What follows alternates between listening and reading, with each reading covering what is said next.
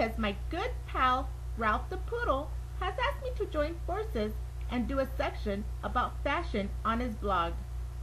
So stay tuned, all my fashionista pups. Every week there'll be something new.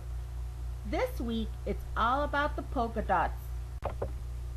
This fashion trend first became common on clothing in the late 19th century in Britain. Still to this day, you can find them everywhere, from children's clothing, furniture, bathing suits, to doggy apparel. Even the late Princess Diana wore them. So whether it's on a pink, black, red, turquoise, or even colorful polka dots, they're always so stylish and fun to wear.